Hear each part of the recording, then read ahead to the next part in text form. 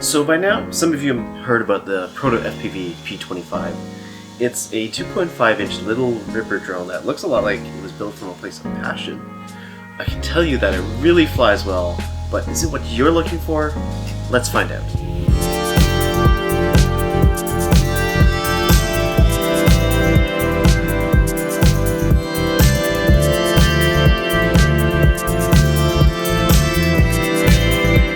Alright, let's talk about this drone. If you're looking for a technical breakdown of this drone, this video isn't really for you. I won't get into the specs, as you can probably find it elsewhere. Instead, I want to share about my experiences flying this thing and why it's a part of my drone fleet. So I love sub 250 gram drones. They're lightweight enough that they're not subject to regulations of heavier drones.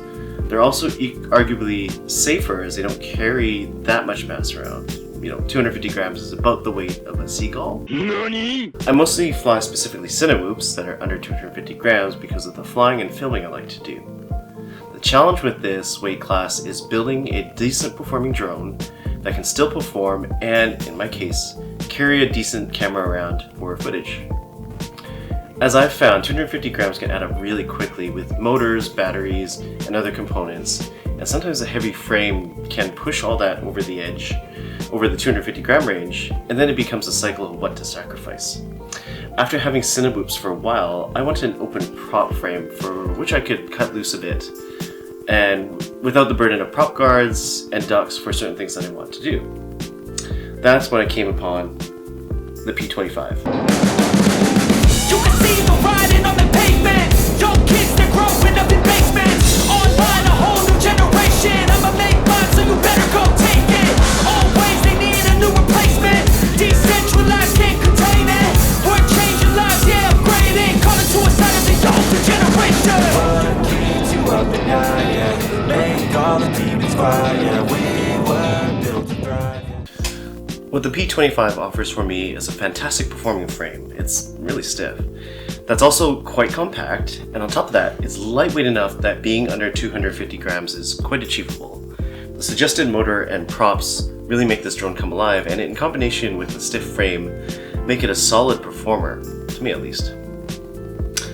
I find myself with a lot more confidence to pull maneuvers I normally wouldn't do with other drones, and I find that it doesn't crank out a ton of vibration, which is good, to the filming camera especially, as long as the camera is mounted pretty tight.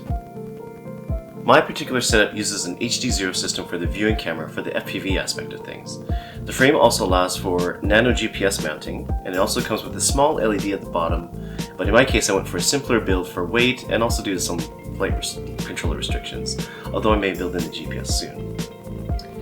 And here's the weight of mine, fully loaded.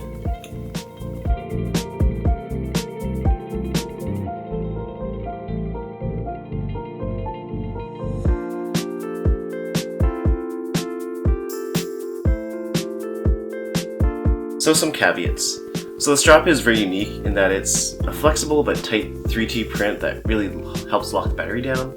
However, I found that it was a bit confusing at first to use as I didn't know how to orient it. Also, I find I had to really yank on it to be able to get it to buckle tight enough to lock. I'm sure that ProtoFPV will be making some adjustments on this in the future, but just something to be aware of.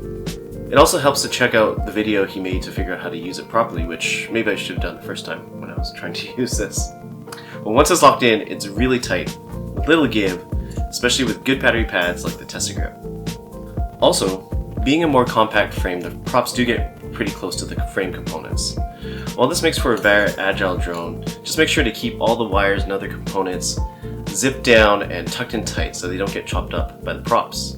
And lastly, as another caveat, for my version, it doesn't have the slit on the top to allow you to mount the battery sideways. I found that I had to put the camera on top of the battery, and this worked out fine for me, but it was just an extra step. If you get the frame now, it looks like it has a slot for the sideways battery, which is pretty awesome now. So who is this for? People who want a sub 250 gram setup that flies like you're on a sport bike. This thing rips down straights, but it also still feels like it's in control. It's also a compact little drone that can really perform. You can cruise, get a lot of flight time, or you can push it and see it power through almost anything you can throw at it. Well, maybe except for some stupid pilot errors. Also, if you're like me, and you want to take a break from, prop guards and Cinewhoop ducks, this little drone can really send it, like it really goes. It's fun, and I feel like you can throw it almost anywhere and recover quickly if you've made a mistake, most of the time. Again, pilot errors. And that's it for now. Leave a comment below if you have questions, or if you want to see more content like this on this channel.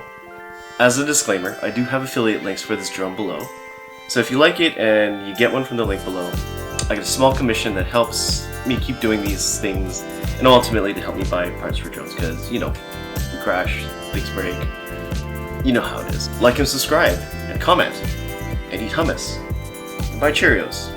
I don't know. See you in the next video. I'm gonna love that.